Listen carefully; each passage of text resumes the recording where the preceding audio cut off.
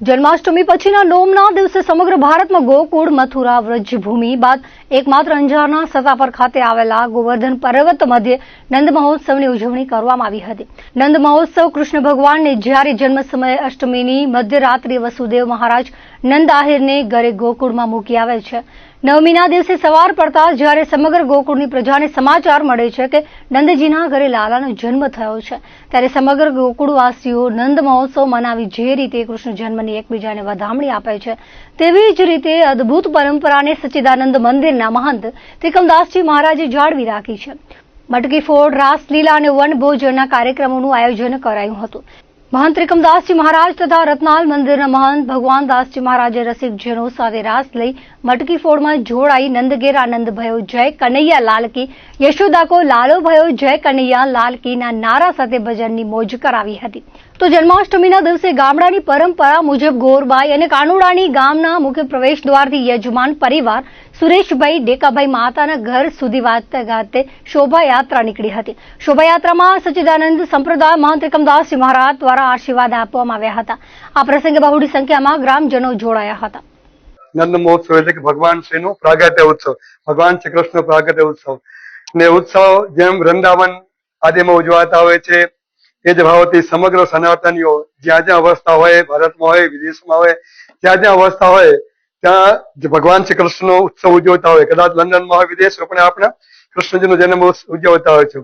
તો અમારો નિજાનંદ સંપ્રદાય એટલે કે સચ્ચિદાનંદ સંપ્રદાય પણ વર્ષોથી આ પરંપરાગત નંદ મહોત્સવ ઉજવતા આવે છે। અને નંદ મહોત્સવ મને લાગે છે તેમ માત્ર ને માત્ર વૃંદાવન ગોકુળ આદિમાં ઉજવાતું હોય છે, પણ અમારી સચ્ચિદાનંદ સંપ્રદાયની એક પ્રણાલી અમે લગભગ આજથી 30 વર્ષ પહેલા જન્માષ્ટમી બધા ઉજવે, પણ નંદ મહોત્સવ જે તે વખતે આપણે રાજ્યમાં નતો ઉજવાતું, કોઈ પણ રાજ્યમાં કદાચ, એટલે અમે નંદ મહોત્સવની શરૂઆત આજથી 30 વર્ષ પહેલા કરેલી। અને શરૂઆતમાં નાની પાયે એટલે વ્રજ ગૌશાળા જેને આપણે નાગરપર મધ્ય આવેલી ત્યાં ઉત્સવની શરૂઆત કરી હતી।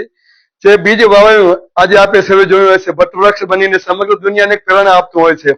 એટલે એ ઉત્સવ આપણે કે આવા ગોવર્ધન પર્વત સતાપર મધ્યે સતાપરની શરૂઆત લગભગ આપણે 2016માં ની શરૂઆત કરી હતી।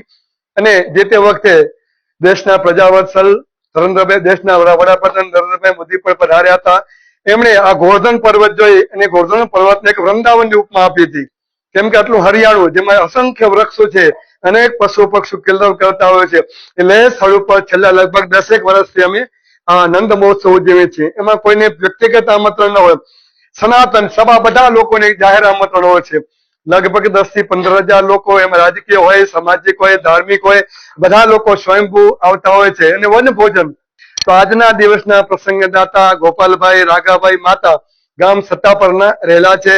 સમગ્ર રસિક સમાજ, ભાવિકો, ભક્તો અને પૂર્ણ પુરુષોત્તમ ભગવાન શ્રી કૃષ્ણની સાથે સાથે જેમની શ્રદ્ધા છે એવા લાખો નહીં પરંતુ કરોડો ભક્તો દ્વારા ભાવપૂર્વક ગઈકાલે મધ્યરાત્રિએ ભગવાન શ્રી કૃષ્ણના જન્મ વધામણીની ઉજવણી કરવામાં આવી। અને એ ઉજવણી પછીના દિવસે નોમના દિવસે એટલે કે જેને આપણે પારણા નોમ પણ કહીએ છીએ, એ નોમના દિવસે આ નંદ મહોત્સવનું ગોવર્ધન પર્વત મુકામે પૂજ્ય મહંત પૂજ્ય ત્રિકમદાસજી મહારાજ અને પૂજ્ય ભગવાનદાસ મહારાજની નિશ્રામાં થઈ રહ્યો છે।